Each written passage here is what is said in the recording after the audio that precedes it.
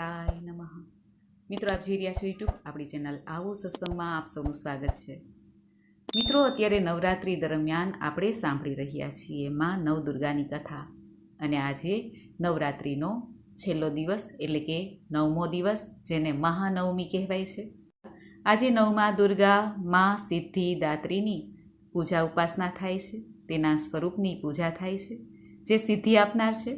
કારણ કે 8 દિવસ સુધી જે ભક્તોએ સાધના કરી છે, ત્યારબાદ 9મા દિવસે તેમને સિદ્ધિ પ્રાપ્ત થાય છે, માટે સિદ્ધિદાત્રીની પૂજા ઉપાસના થાય છે। માં સિદ્ધિદાત્રી કે જે નવમા દુર્ગા છે, તેમની પૂજા અર્ચના કરીને ભક્તો આજે નવરાત્રિના પારણા પણ કરશે।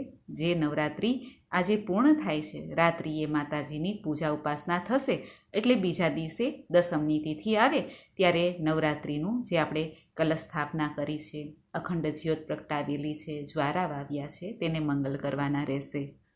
આજે માતાજીની ખાસ પૂજા ઉપાસના થાય છે। માતા પોતાના ધામમાં જાય છે ત્યારે માતા પાસે આપણે આશીર્વાદ માંગવાના છે, ક્ષમા પ્રાર્થના કરવાની છે પૂજા માટેની। જોકે માં મહામાયા જોગમાયા કુળદેવીના રૂપમાં તો આપણા ઘરમાં બિરાજમાન રહે છે, તેમના આશીર્વાદ આપણી ઉપર બન્યા જ રહે છે। પરંતુ નવરાત્રિ દરમિયાન માં કહેવાય છે કે આ ધરતી લોક ઉપર સાક્ષાત બિરાજમાન થાય છે અને ભક્તોની પ્રાર્થના સાંભળે છે, ભક્તોની મનોકામના પૂર્ણ કરે છે, ભક્તોને શક્તિ પ્રદાન કરે છે। આજે આપણે આ વિડીયોમાં સાંભળશું માં સિદ્ધિદાત્રીની કથા, મહિમા, પૂજન વિધિ, ભોગ કેવો ધરવો તથા માના આજે પૂજા દરમિયાન શું ધ્યાનમાં રાખવું, પારણા કેવી રીતે કરવા। જો આપને આ વિડીયો પસંદ આવે તો લાઈક કરજો, શેર કરજો। આપ આ ચેનલ પહેલી વખત જોઈ રહ્યા છો તો સબસ્ક્રાઈબ કરી લેજો, જેથી આવનાર નવા વિડીયોની માહિતી આપ સુધી તુરંત પહોંચી શકે। ધન્યવાદ। યા દેવી સર્વભૂતેષુ સિદ્ધિરૂપેણ સંસ્થિતા નમસ્તસ્યે નમસ્તસ્યે નમસ્તસ્યે નમો નમઃ। બોલો માં સિદ્ધિદાત્રીની જય। મિત્રો, નવરાત્રિનો 9મો દિવસ, 9મી તિથિ એટલે માં સિદ્ધિદાત્રીની પૂજા અર્ચનાનું વિધાન। સિદ્ધિદાત્રી માતા ભક્તોને દરેક પ્રકારની સિદ્ધિ આપવામાં સમર્થ છે। માં સિદ્ધિદાત્રીની પૂજા કરવાથી વ્યક્તિઓને સિદ્ધિ તો મળે છે, સાથે જ માં સિદ્ધિદાત્રીની કૃપાથી નિષ્ઠા અને ઈમાનદારીમાં પણ વધારો થાય છે। ઘરમાં સુખાકારી રહે છે, ધનમાં બરકત રહે છે, સંતાન સંબંધી સુખ પ્રાપ્ત થાય છે, વંશ વેલો વધે છે। આ ઉપરાંત પણ ઘણા આશીર્વાદ પ્રાપ્ત થાય છે અષ્ટલક્ષ્મીના રૂપમાં। માં દુર્ગાજીનું આ સ્વરૂપની પૂજા સ્વયં ઋષિમુનિઓ, ગંધર્વ, દેવતાઓ, દાનવ, સાધક, કિન્નર બધા કરે છે। સિદ્ધિ અને મોક્ષ દેવાવાળી માતા દુર્ગા જે સિદ્ધિદાત્રીના સ્વરૂપમાં બતાવવામાં આવી છે, તે માં કમળના આસન ઉપર બિરાજમાન છે। તેમને 4 ભુજાઓ છે, એક હાથમાં કમળ, એક હાથમાં શંખ, એક હાથમાં ગદા અને એક હાથમાં સુદર્શન ચક્ર ધારણ કરેલા છે। માની સવારી સિંહ પણ હોય છે, એટલે માં સિંહવાહિની પણ કહેવાય છે। કમલના આસન ઉપર પણ બિરાજમાન રહે છે, એટલે માતા કમલાસની પણ કહેવાય છે। માં સિદ્ધિદાત્રી સમસ્ત સંસારમાં કલ્યાણ કરવાવાળી દેવી છે। જગત જનનીના રૂપમાં માની પૂજા ઉપાસના થાય છે। દેવી પુરાણ અનુસાર કહેવામાં આવ્યું છે કે માં સિદ્ધિદાત્રીની કૃપાથી શિવશંકરને સિદ્ધિ પ્રાપ્ત થઈ હતી। સિદ્ધિ જ્ઞાનમાં થાય છે, સિદ્ધિ વિદ્યામાં થાય છે, સિદ્ધિ તંત્ર મંત્ર આદિ જે અભિચાર છે તેમાં પણ પ્રાપ્ત થઈ શકે છે, સિદ્ધિ કાર્યમાં પણ થઈ શકે છે, સિદ્ધિ આપણા ધંધા રોજગારમાં પણ થઈ શકે છે અને સિદ્ધિ જીવનમાં પણ પ્રાપ્ત થઈ શકે છે। આમ તો અષ્ટસિદ્ધિ નવનિધિ કહેવાય છે, તે સિદ્ધિઓને આપનારી છે માં સિદ્ધિદાત્રી। ભગવાને માની કૃપાથી જ અડધું શરીર દેવીનું કર્યું, માટે મહાદેવ અર્ધનારેશ્વર કહેવાય છે, શક્તિપતિ કહેવાય છે। જેથી પ્રભુની અંદર એટલી સિદ્ધિ છે, સ્વયં શક્તિનો વાસ છે, એટલા માટે શિવ પૂજાણા છે આ સંસારમાં। જેથી સાંસારિક ઈચ્છાઓ આવશ્યકતા પણ પૂરી કરનાર માં સિદ્ધિદાત્રી હોય, શિવપ્રિયા હોય, માટે આજે સિદ્ધિદાત્રીની પૂજા ભગવાન મહાદેવ સહિત પણ કરાય છે। માની આરાધના જાતકને અણિમા, લઘિમા, પ્રાપ્તિ, પ્રાકામ્ય, મહિમા, ઈશિત્વ, સર્વ કામ સાયિતા, દૂર શ્રવણ, પરકામા પ્રવેશ, વાક સિદ્ધિ, અમરત્વ, ભાવના સિદ્ધિ આદિ સમસ્ત સિદ્ધિ નવનિધિ પ્રદાન કરવાવાળી છે. હવે આપણે જાણી લઈએ સિદ્ધિદાત્રીનો અર્થ શું થાય છે. સિદ્ધિદાત્રી એટલે કે સિદ્ધિ દેવાવાળી, પુરસ્કાર દેવાવાળી. સિદ્ધિનો અર્થ થાય છે અલૌકિક શક્તિ અથવા તો ધ્યાન ક્ષમતા. સિદ્ધિદાત્રી માં દુર્ગાના નવ સ્વરૂપમાં નવમી શક્તિ છે, છેલ્લી શક્તિ છે. એટલે સ્વાભાવિક છે કે આગળની જે 8 શક્તિઓ છે તેનાથી સર્વોચ્ચ શક્તિ છે. કારણ કે 8 સિદ્ધિ જ્યારે પ્રાપ્ત થઈ ત્યારે નવમી સિદ્ધિ ત્યારે જ પ્રાપ્ત થાય જો આપણે આગળની બધી સિદ્ધિઓ માની પૂજા ઉપાસના કરીને પ્રાપ્ત કરી હોય. આ ઉપરાંત માને અનેક પ્રકારના ભોગ પણ આજે લગાવાય છે.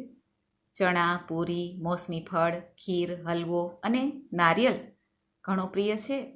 આજે ઘણા લોકો ગોળણી પણ જમાડે છે, જેમાં નાની બાળા 2 વર્ષથી લઈને 11 વર્ષની હોવી જોઈએ.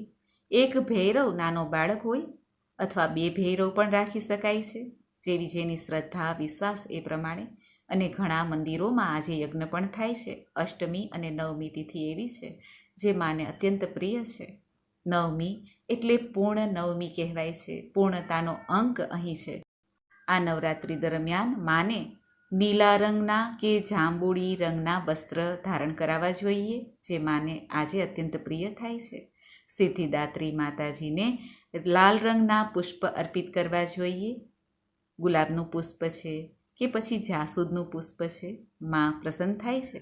જ્યારે પણ આપણે અષ્ટમી કે નવમી તિથિના દિવસે કન્યા પૂજન કરાવીએ ત્યારે એ વાતનું ધ્યાન રાખવું જોઈએ કે કન્યા 2 થી 11 વર્ષની હોવી જોઈએ. જે કન્યા માસિક ધર્મમાં રજસ્વલા થાય છે તેનું પૂજન કરવામાં આવતું નથી. તે હવે સ્ત્રીનું રૂપ ધારણ કરે છે, માટે આ વાતનું ધ્યાન રાખવું. માતાજીની પૂજામાં કાળ ભૈરવ, બટુક ભૈરવની પણ પૂજા ઉપાસના થાય છે. અથવા તો આપણે શ્રી ગણેશજી અને હનુમાનજીની પૂજા પણ કરી શકીએ છીએ. માટે 2 ભૈરવ એ કન્યાઓ સાથે નાની નાની જે બાળા હોય છે તેની સાથે આપણે બેસાડી શકીએ છીએ, તેનું પૂજન કરી શકીએ છીએ. તેમને યોગ્ય ભેટ આપવી, ફલ પુષ્પ આપવા અને તેમને પ્રસન્ન કરવા, જેથી માના આશીર્વાદ પ્રાપ્ત થાય. કહેવાય છે કે કન્યા પૂજન નવરાત્રિ દરમિયાન જે ભક્તો કરે છે તેનો બેડો પાર થઈ જાય છે. સાક્ષાત માં જ તેમના ઘરમાં આવે, કયા સ્વરૂપે આવે કોને ખબર છે. કારણ કે સ્વયં શક્તિને આપણે આપણી નરી આંખે જોઈ શકતા નથી, પરંતુ તે માત્ર અણસારાના રૂપમાં આવે છે અથવા તો કોઈ પણ સ્વરૂપ ધારણ કરીને આપણી સામે આવે છે.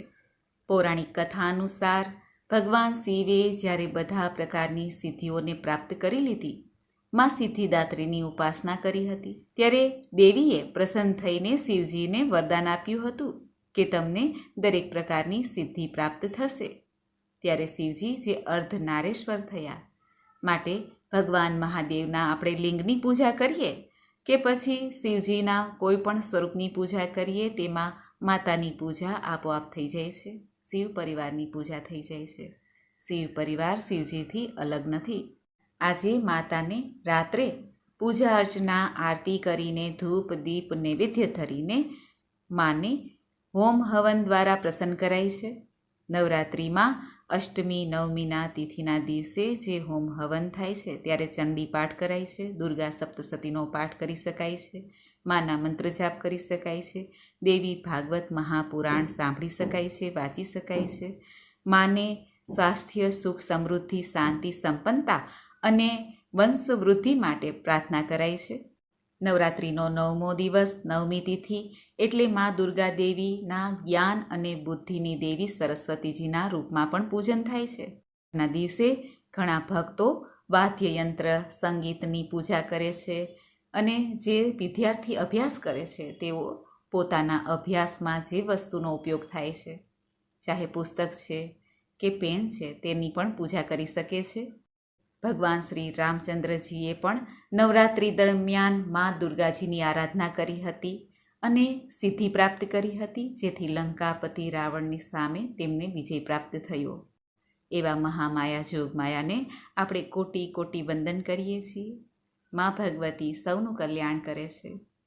સૌનું પાલન પોષણ કરનારી દેવી છે. માં અન્નપૂર્ણાના રૂપમાં, માં શાકંભરીના રૂપમાં ભક્તોને તૃપ્તિ કરે છે, ભક્તોને પુષ્ટિ કરે છે.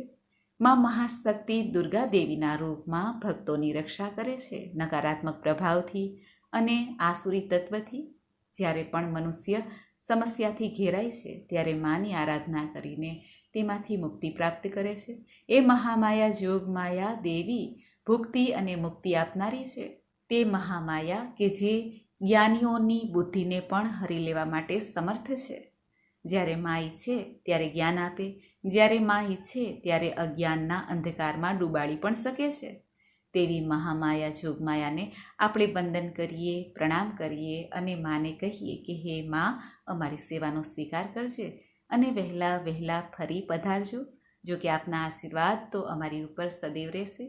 બોલો માં જગતજનની કલ્યાણી દેવી મહામાયા જોગમાયા નવચંડી નવદુર્ગાની જય. હવે આપણે સાંભળીએ આ નવરાત્રિના 9મા દિવસે, છેલ્લા દિવસે, મહાનવમીના દિવસે માને ક્ષમા પ્રાર્થના કે આપણી પૂજા વિધિ જે કંઈ કરીએ છીએ, આપણે જે માનું સ્મરણ કરીએ, મંત્ર જપ કરીએ, તેમાં જો કોઈ ભૂલ કે ત્રુટિ રહી ગઈ હોય તો માને ક્ષમા પ્રાર્થના કરીને માને મનાવી લઈએ, કાલાવાલા કરીએ, જેથી માં પોતાના ભક્તો ઉપર, પોતાના બાલુડા ઉપર સદૈવ કૃપા દ્રષ્ટિ રાખે. એવી ક્ષમા પ્રાર્થના કરી લઈએ. હે પરમેશ્વરી, મારા વડે રાત દિવસ હજારો અપરાધ થતા રહે છે. આ મારો દાસ છે, આમ સમજીને તમે મારા એ અપરાધને કૃપા કરીને ક્ષમા કરો. હે પરમેશ્વરી, હું આહ્વાન કરવાનું જાણતો નથી, જાણતી નથી, વિસર્જન કરવાનું જાણતો નથી, જાણતી નથી અને પૂજા કરવાનું પણ, માટે આપ મને ક્ષમા કરો. હે દેવી, મેં મંત્રહીન, ક્રિયાહીન, ભક્તિહીન જે પૂજા કરી છે તે સર્વે હે સુરેશ્વરી તમારી કૃપાથી પૂર્ણ થાવ. સેંકડો અપરાધો કરીને પણ જે મનુષ્ય તમારા શરણે આવીને હે જગદંબા કહીને તમને પોકારે છે તેને તે ગતિ પ્રાપ્ત થાય છે કે જે બ્રહ્મા વગેરે દેવતાઓને પણ સુલભ નથી. હે જગદંબિકા, હું અપરાધી છું, પરંતુ તમારા શરણે આવેલ છું. અત્યારે અનુકંપાને પાત્ર દયનીય છું. તમે જેમ ઈચ્છો તેમ કરો. હે દેવી, અજ્ઞાનને લીધે ભૂલથી કે બુદ્ધિ ભ્રાંત થવાને કારણે ઓછા કે વધારે પ્રમાણમાં કર્યું હોય તો તે હે પરમેશ્વરી, તમે તે બધું ક્ષમા કરો, મારી ઉપર પ્રસન્ન થાવ. હે સચ્ચિદાનંદ સ્વરૂપ પરમેશ્વરી, હે જગન્માતા કામેશ્વરી, તમે મારી આ પૂજાનો પ્રેમપૂર્વક સ્વીકાર કરો અને મારા પર પ્રસન્ન થાવ. હે દેવી, હે સુરેશ્વરી, તમે ગોપનીયમાં પણ ગોપનીય વસ્તુનું રક્ષણ કરનારા છો. મેં નિવેદિત કરેલા આ જપ તમે ગ્રહણ કરો. તમારી કૃપાથી મને સિદ્ધિ પ્રાપ્ત થાવ. શરણાગતની પીડા હરનારા, રક્ષા કરનારા હે દેવી, મારી ઉપર પ્રસન્ન થાવ, પ્રસન્ન થાવ, પ્રસન્ન થાવ. તો મિત્રો, આપણે સાંભળ્યું નવરાત્રિના 9મા દુર્ગા મા સિદ્ધિદાત્રીની કથા, મહિમા, પૂજન વિધિ. મને આશા છે કે આપને આ વિડીયો જરૂર પસંદ આવ્યો હશે.